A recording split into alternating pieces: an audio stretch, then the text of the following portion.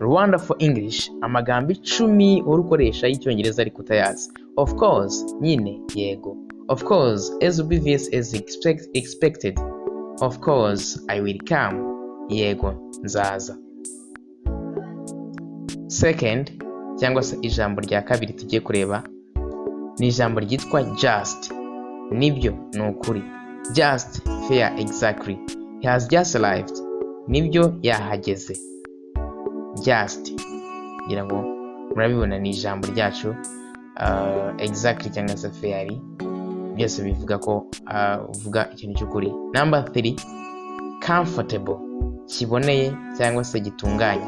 Comfortable, cozy. His shirt is comfortable. Ishati ye iramunogeye. Number 4, can't wait, bigoye gutegereza. Can't wait, eager for something patient. I can't wait to see you back. Nkumbuye kukubona ugarutse.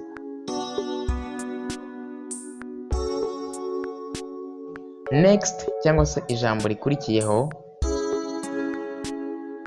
this is number 5, by the way, nyamara ariko. By the way, not directly connected to previous. By the way, I want to go to the party. Nibutsa ko najya mu birori. Next, dear, darling, mukunzi cyangwa se mukundwa. With affection, I love you darling. Ndagukunda mukunzi.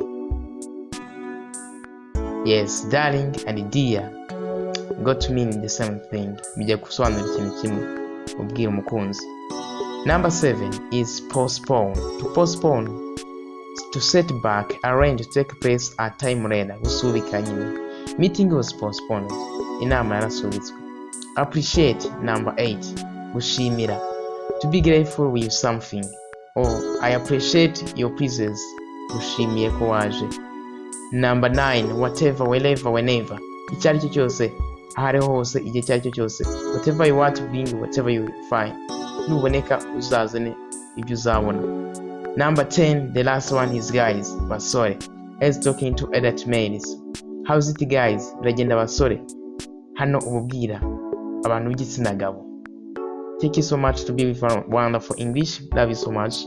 Mukore subscribe duhure ku indi video.